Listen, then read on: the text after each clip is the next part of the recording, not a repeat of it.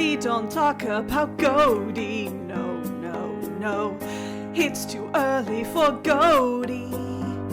But Elden Ring really stayed.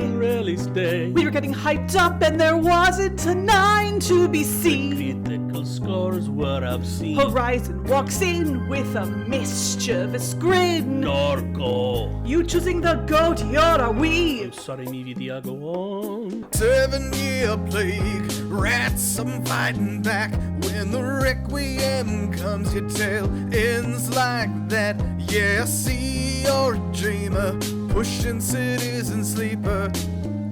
We don't talk about Goaty, no, no, no. We don't talk about Goaty. Hey everybody, welcome to the Gameluster 2022 Game of the Year Awards, aka the Lusties.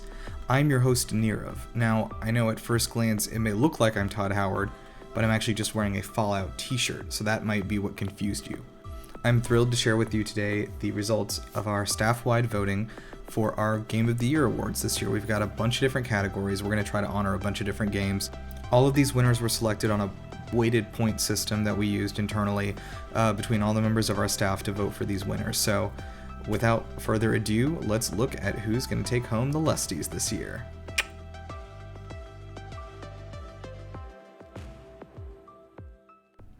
Our nominees for Best Narrative are Beacon Pines, Digimon Survive, Elden Ring, AI The Somnium Files Nirvana Initiative, and Live Alive.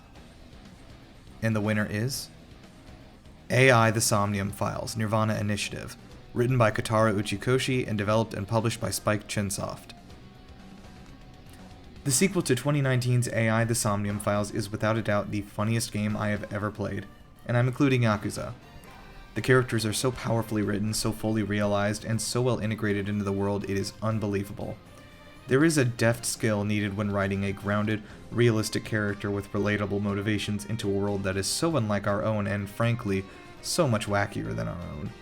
But Zero Escape director Kotaro Uchikoshi proves once again that his skill with the pen is only getting better with age.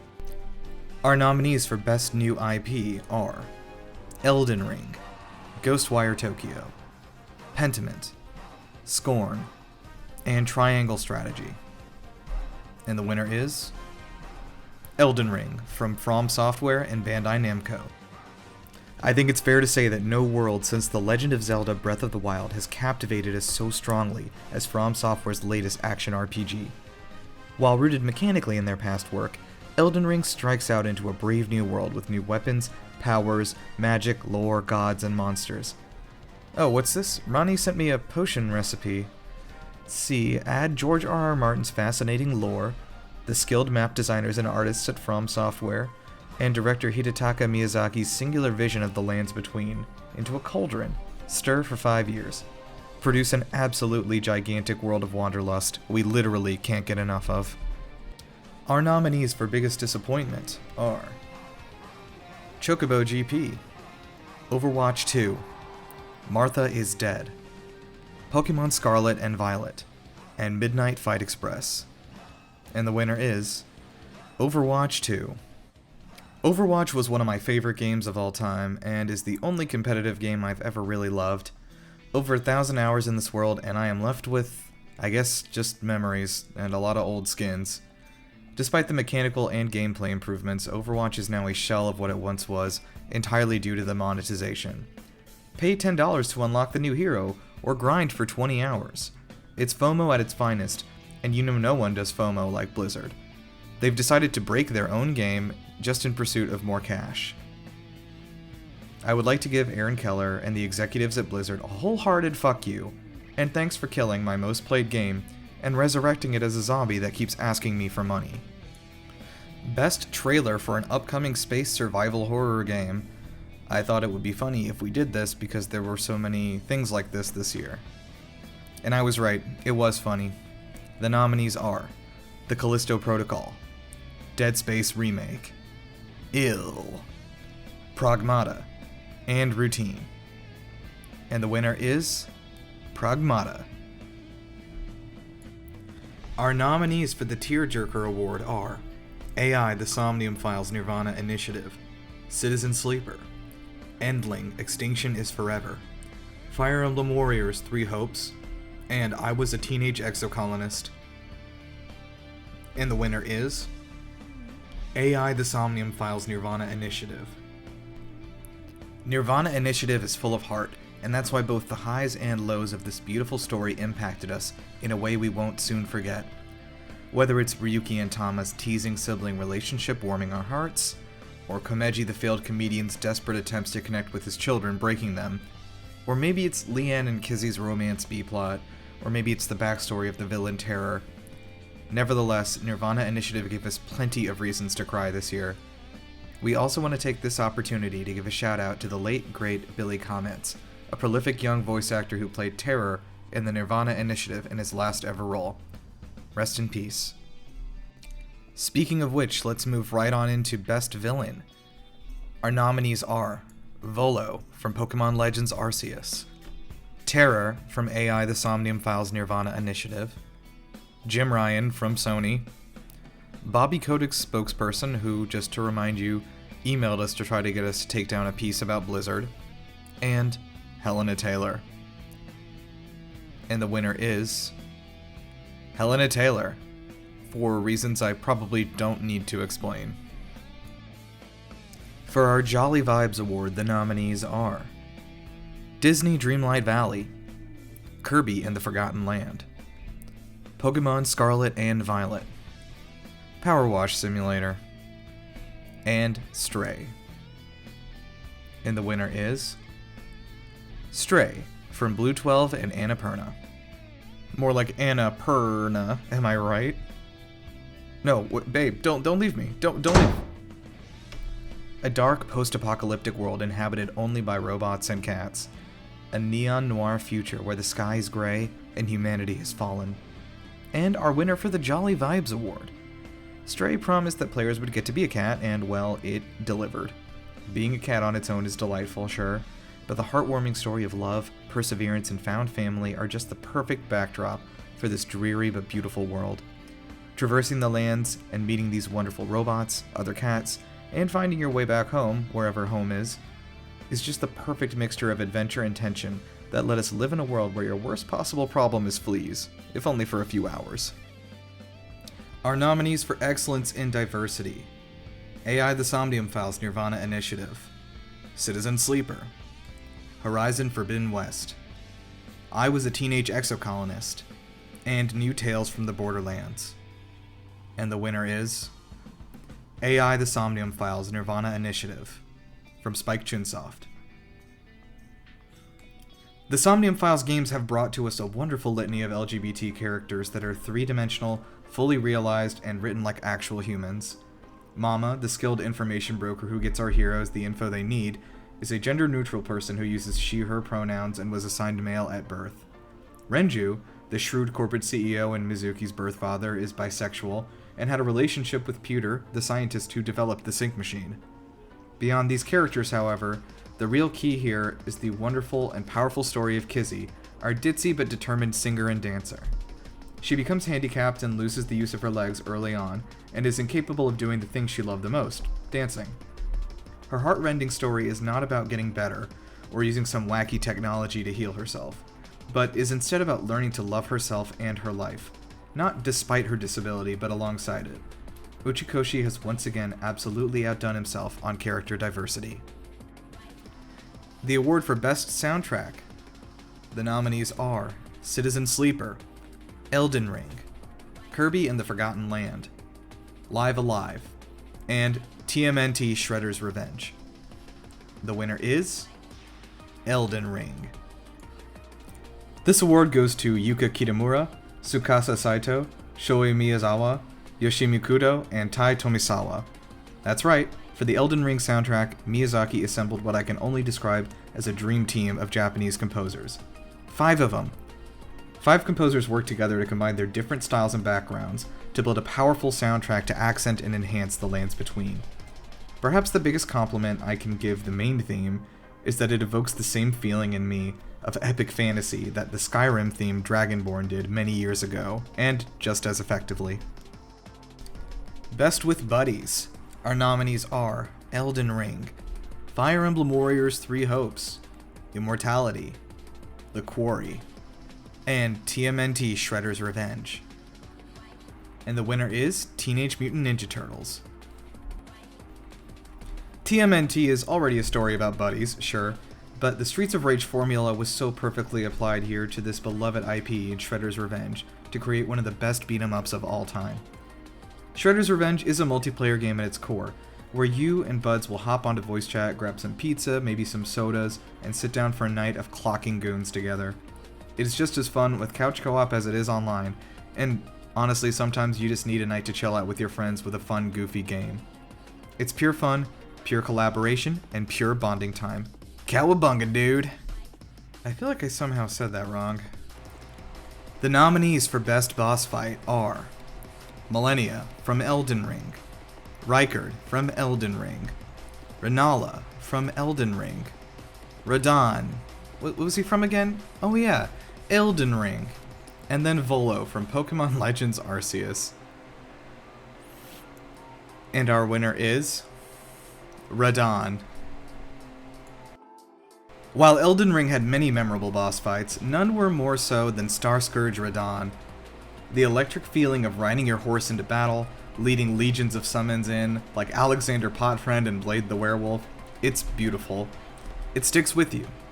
Whether you're commanding your troops from the back as a mage on horseback, or you're leading the Ghost Army in on foot for close combat, this is one fight gamers will never forget. Our next award is Who Would Make a Better Twitter CEO than Elon Musk? Very topical, I know. Please laugh. Our nominees are Goro Majima from the Yakuza games, Edelgard from Fire Emblem, the Cat from Stray, Hideo Kojima from Human Man, and the rock caterpillar things from Elden Ring that just kind of flop around uselessly. And the winner is the Cat from Stray. Alright. Next up, Excellence in Art Design. The nominees are Elden Ring, Horizon Forbidden West, Neon White, Pentiment, and Scorn. And our winner is Pentiment from Obsidian Entertainment. A pentiment is defined as the presence or emergence of earlier images, forms, or strokes that have been changed and painted over. This is art at its finest. The style is right there in the title. Fire up Obsidian Entertainment's newest adventure RPG to step right into a Renaissance-era tapestry from the Holy Roman Empire. Director Josh Sawyer of Fallout New Vegas fame focused the art style around replicating the way stories at the time were recorded, such as manuscripts, hand illustrations, and woodcut printings. It really is like moving artwork, and it's made me realize that I want to see a lot more varying art styles from AAA developers. This one goes out to St. Grobian, our favorite Chaos Gremlin. Our nominees for Best Living Game are The Binding of Isaac Repentance, Genshin Impact, No Man's Sky, Phasmophobia, and Valheim. And the winner is Phasmophobia from Kinetic Games. When Phasmophobia launched into early access in 2020, it smashed player records and took over Twitch by storm. Over 2 years later, it's more popular than ever, with huge updates every few months to the point that the game is largely unrecognizable from its launch date, and it's only gotten better. There's dozens more types of ghosts, ways to hunt them, layers to your investigations, and maps to explore with your friends. In the last 2 years, nothing has hit quite the same as Phasmo for a game night with my friends online across the country, grabbing some beers and shitting our pants while we pretend to be intellectuals. Our top 5 most anticipated games of next year as voted by our staff, in order from least to most: Dead Space Remake, Hollow Knight Silksong, Marvel's Spider-Man 2, Starfield, and of course, in first place, The Legend of Zelda: Tears of the Kingdom. Do not fail me, Reggie. The Forgotten Stepchild Award is for the games that got the most votes without getting any nominations. Our nominees are Sonic Frontiers, God of War Ragnarok, Bayonetta 3, The Case of the Golden Idol, and A Plague Tale Requiem. And our winner is God of War Ragnarok. For a little explanation, we did not receive an early review code for God of War, so most of our staff weren't really able to play much of it before our voting this year. However, the parts that we did get to, we're absolutely in love with. Alright, here's the big hitters. Indie Game of the Year. Our nominees are Beacon Pines, Neon White, Norco, Power Wash Simulator, and Tunic. And the Indie Game of the Year is Neon White from Angel Matrix. Speedrunning is cool. First-person action games are cool. Anime is cool. Neon White is very cool. It's a game that oozes style and yet never falls into the trap of style over substance, because it realizes that sometimes style is substance. Neon White simply wouldn't be the same without all the bold aesthetic choices it makes. It's flashy, it's fast, it's loud. It embraces edginess and cringe so wholeheartedly that it comes around to not being cringy anymore. And of course we can't forget about the all-killer, no-filler soundtrack from Machine Girl that is bumping in the background at all times, causing the adrenaline to rush through your body the moment the first note starts. Throw all of it together and you have yourself one of the most exhilarating experiences of the year.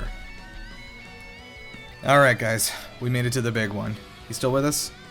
If you skipped here, by the way, shame on you. Go back and look at the other nominees.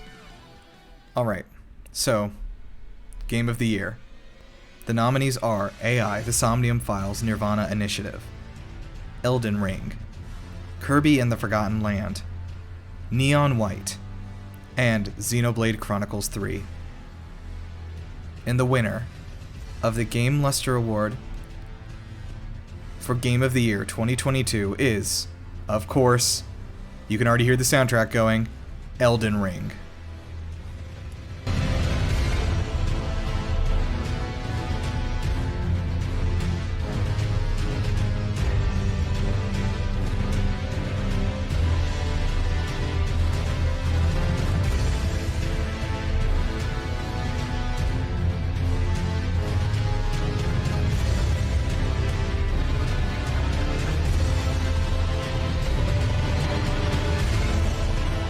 Elden Ring. Oh, Elden Ring. From the moment we saw it at E3 2019, Elden Ring was the white whale of gaming. Where is it? Where will we see it next? Does Geoff Keighley have it? I know he has it. I know Geoff has it. With expectations that high, it would have been nearly impossible for the final product to match them. But here we are at the end of the year. And not only did Elden Ring exceed expectations that it'd be one of the greatest games of the year, it became one of the best games of all time. Not since Zelda Breath of the Wild 5 years ago has there been such an industry-shattering title, something you know is the pinnacle of the art form. Elden Ring embraces wanderlust, choosing your own path, and purposefully shows players how to break the game balance so that everybody can truly live their own story. The combat is much more finely honed than even the most celebrated action games. The RPG mechanics are so deep and effective, it outclasses the best of the best. The monsters are on another level entirely. In a collaboration no one knew to ask for, George R.R. Martin and Hidetaka Miyazaki have created one of the most wondrous and intelligently designed worlds in all of gaming. The music pounds, Alexander the Potman trains with you to regain his power, the stars fall from the sky, the world tree is on its last leaf. Elden Ring is like experiencing the breadth and depth of the entire Lord of the Rings trilogy in a single game. From Souls veterans to new fans alike, Elden Ring has gripped the entire world by making the Dark Souls formula more accessible, forgiving, and malleable. Surely, this is the magnum opus that From Software has built over their years of work. The white-knuckle challenge of Demon Souls, the technical precision combat of Dark Souls, the abhorrent monstrosities of Bloodborne, the high-intensity action of Sekiro, it all comes together. Surely this is the masterpiece. But I suspect that Miyazaki and his team may find a way to surprise us yet. Stick around. Hey, how do you feel about that? First of all, please direct all complaints to the comment section. That still counts as engagement, so we still win, even if you're angry at us. Secondly, we hope that we were able to showcase a lot of different games this year that really stood out, if not just through our nominations as well. But, you know, we always want to show more and talk more about all the games that came out this year, as many as we can. If any of your games didn't make this list, maybe they made one of our personal staff lists. Make sure to head over to Gameluster.com. The last 2 weeks of the year, we're going to be putting up all of our individual staff members' best of the year lists, especially to give some recognition to the great games that maybe got buried under something that maybe rhymes with smelled and sing. Thank you guys so much for watching. Make sure to find us on Twitch as well, twitch.tv/Gameluster. We're Gameluster on Twitter and Instagram and all the social media things. And of course, subscribe to us here, please. Give us a like and throw a comment down there even if you are happy and you want to celebrate. You want to celebrate the win with Stray. Maybe you have a cat that wants to celebrate. I don't know. Make sure to stick around here for all things gaming. We got everything, literally. But head to our website as well, Gameluster.com. It's right that way. The link will be below you, actually, so go there.